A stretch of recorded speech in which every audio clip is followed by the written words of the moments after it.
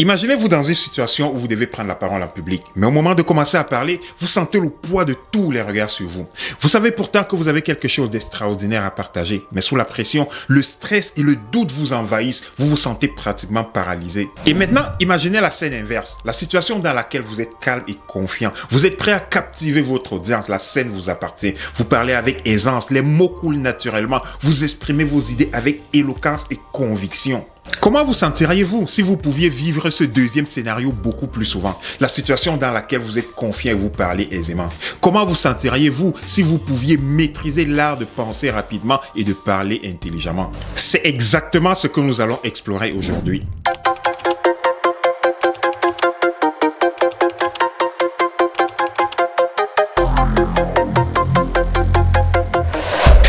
Bonjour, c'est Abel de Pack B Motivation et comme d'habitude, je suis plein d'énergie. Dans la vidéo d'aujourd'hui, nous allons explorer l'art de la communication spontanée, la capacité à penser rapidement et à parler intelligemment. Au menu, des techniques et des stratégies pour augmenter votre capacité à parler. En gros, des méthodes pour devenir des communicateurs efficaces et spontanés.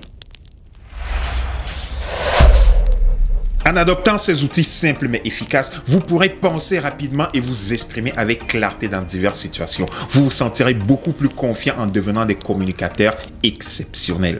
Si vous êtes nouveau sur cette chaîne et si le leadership et la maîtrise de l'art oratoire vous parlent, alors vous êtes à la bonne place. Parce que j'aide et j'accompagne des gestionnaires, des employés et même des entrepreneurs qui sont désireux de passer à un autre niveau personnel et professionnel avec un coaching personnalisé et une approche solide en communication pour planifier et atteindre chacun de leurs objectifs. Simplement parce que la communication est omniprésente dans notre quotidien et le leadership de nos jours est devenu un mode de vie. Alors, si vous aussi vous vous sentez inspiré, rejoignez-nous dans cette aventure dynamique dans laquelle nous allons créer un changement et avoir un impact positif.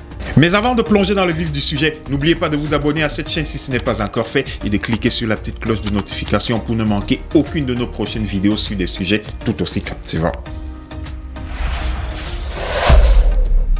Nous vivons dans un environnement où les choses vont de plus en plus vite. Et la capacité à penser rapidement et à s'exprimer avec clarté est devenue une denrée rare. C'est ce qui nous pousse à améliorer notre vitesse de communication en temps réel. C'est ce qu'on appelle l'art de la communication spontanée. Imaginez-vous dans une réunion où vous devez répondre rapidement à des questions inattendues de vos collègues ou même d'un client. Vous devez formuler une réponse pertinente et sur le champ. Tous les regards sont tournés vers vous. On n'attend plus que votre réponse.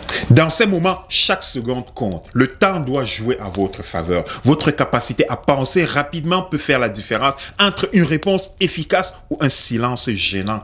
Aujourd'hui, nous allons explorer plusieurs stratégies clés pour développer vos compétences en mettant l'accent sur la gestion du stress, la confiance et la structure de nos idées pour être spontanés lorsque nous prenons la parole en public. Commençons par la gestion du stress. Le stress peut avoir un impact significatif sur votre capacité à communiquer efficacement et les symptômes de ce stress peuvent inclure le doute, l'hésitation ou même la sensation de nervosité qui vous font perdre vos moyens. Comment vous sentez-vous lorsque vous voyez un présentateur qui est nerveux? Sa voix et ses mains tremblent littéralement. Il parle de manière saccadée. Vous sentez qu'il n'est vraiment pas bien. Vous souffrez pour lui. Vous avez juste hâte qu'il termine.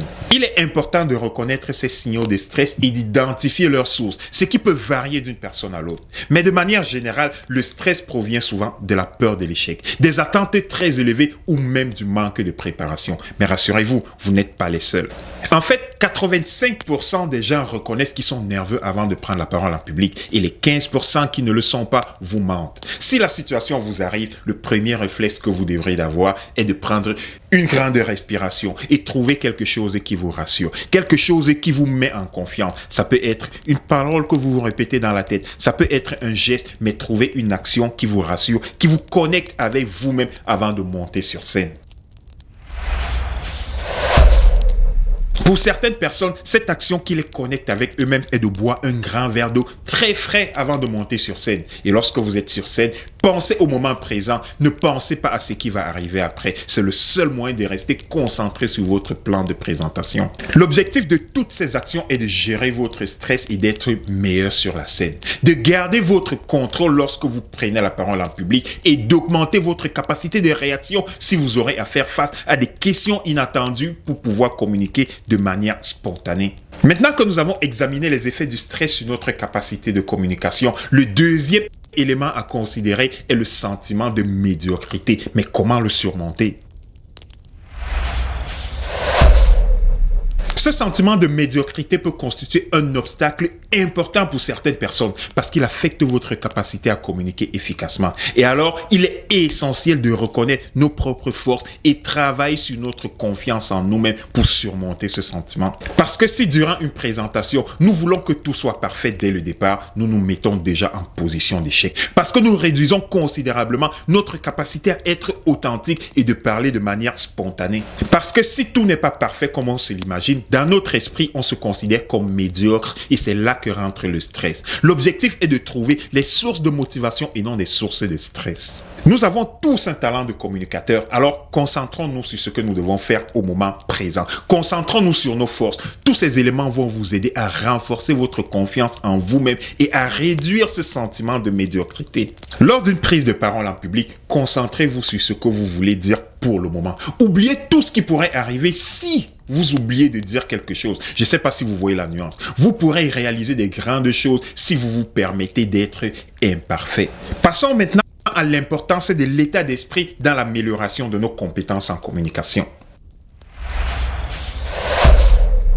Beaucoup d'entre nous considérons que parler spontanément est une menace parce que pour eux, l'improvisation est une action trop risquée. Par contre, adopter un bon état d'esprit est essentiel pour améliorer nos capacités en communication. Par exemple, lors d'une présentation ou d'un discours, avoir un trou de mémoire est certainement le pire cauchemar de tous les orateurs. Mais vous pourrez réussir à tirer votre épingle du jeu en adoptant un état d'esprit positif, en vous disant simplement que ce n'est pas la fin du monde et vous continuez dans votre discours.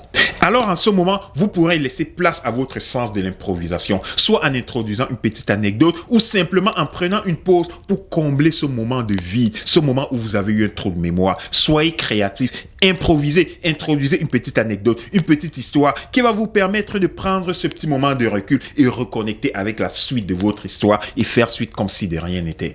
Plutôt que de voir les défis comme des obstacles, nous devrions plutôt les voir comme des opportunités d'apprentissage et de croissance. Cette mentalité positive peut vous aider à aborder des situations de communication avec confiance et ouverture d'esprit. Explorons maintenant comment nous pouvons passer de l'action à la réalisation, qui sont deux choses bien distinctes. Ne pas se limiter à juste faire des choses, mais les faire réellement. Il est facile de tomber dans le piège de l'inactivité et de la procrastination. Nous avons des idées brillantes, mais nous pouvons passer à l'action sans juste rester dans nos rêves. Le fait de reconnaître que nous avons des lacunes en communication ne suffit pas. Il faut passer à l'action, sinon ça reste juste des rêves. L'un des défis les plus courants auxquels nous sommes confrontés lorsqu'il s'agit d'améliorer nos compétences en communication est de passer de la théorie à la pratique, c'est-à-dire de mettre en œuvre tout ce que nous avons appris réellement dans nos interactions quotidiennes. Et la véritable transformation ne vient pas simplement de lire des livres ou de regarder des vidéos, mais de mettre en pratique ce que nous avons appris dans des situations réelles de communication. Une façon de passer de l'action à la réalisation est de se fixer des objectifs spécifiques et mesurables dans notre développement de nos habiletés de communication. Par exemple, vous pouvez vous engager à prendre la parole une fois par semaine et de demander des retours d'informations sur vos collègues sur une présentation. Ça va vous permettre d'identifier les points à améliorer, les éléments sur lesquels vous devez travailler pour les prochaines présentations. Ou encore en participant à des ateliers de prise de parole en public. Il existe plusieurs organismes qui offrent ces ateliers. Ce sont autant de ressources disponibles pour continuer à améliorer vos capacités de communication en public. Parlons maintenant de la spontanéité et de la structure dans votre style de communication. La spontanéité est une qualité précieuse dans la communication. Elle vous permet d'avoir des échanges authentiques et dynamiques. Par contre, il est également important de reconnaître que la spontanéité non structurée peut entraîner une communication confuse et même désorganisée parce que nous ouvrons la porte à l'improvisation qui est le côté artistique de notre style de communication. C'est cet élément qu'il faut contrôler. L'improvisation est importante, mais lorsqu'elle n'est pas contrôlée, structurée, nous perdons le contrôle de notre discours. Structurer sa spontanéité ne signifie pas planifier à l'avance chaque mot que nous allons dire, mais plutôt avoir une vision claire de l'objectif global de notre communication, les points clés et les messages importants que nous souhaitons aborder. Pour structurer cette spontanéité, faites-vous un plan général pour organiser vos idées. Ce plan peut être sous forme d'introduction, des points principaux que vous voulez aborder. Restez flexible et adaptez-vous en fonction de l'évolution de la communication, mais au moins vous avez un plan solide sur lequel vous appuyez si les choses commencent à dégénérer. Alors, structurer votre spontanéité consiste à trouver un équilibre entre la flexibilité et la structure que vous vous êtes donnée. De cette façon, vous pourrez utiliser un guide pour conduire votre communication tout en étant des orateurs clairs, convaincants et dynamiques.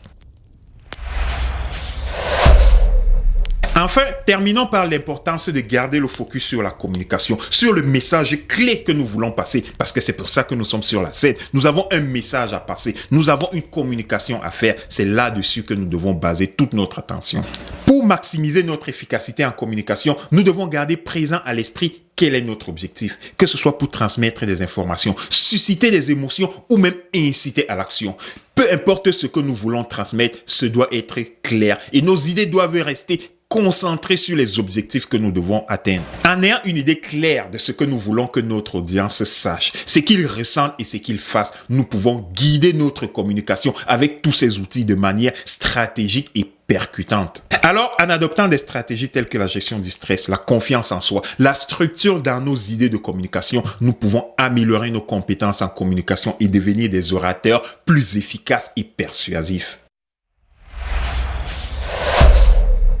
Aujourd'hui, nous avons exploré de multiples facettes pour améliorer nos compétences en communication et nous nous sommes concentrés sur la capacité à penser rapidement et à parler beaucoup plus intelligemment de manière convaincante. Parce que la communication est bien plus qu'un simple échange de mots. C'est un art complexe, un art qui demande à la fois de la spontanéité et de la confiance en soi, une grande capacité d'écoute et une prise d'action. Mais notre voyage ne s'arrête pas ici.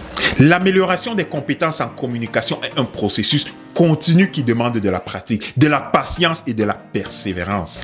Alors, rappelez-vous que chaque interaction est une opportunité d'apprentissage et chaque défi est une chance de grandir, de penser plus vite et de parler intelligemment afin de communiquer avec impact. Alors, engagez-vous à devenir le meilleur communicateur que vous puissiez être, de transformer chaque conversation en une occasion de briller. C'est tout pour aujourd'hui, en espérant que vous avez trouvé ces informations utiles et que vous les mettrez en pratique. Pour ne rien manquer, abonnez-vous à cette chaîne et rejoignez-nous dans un prochain épisode dans le contexte du leadership authentique.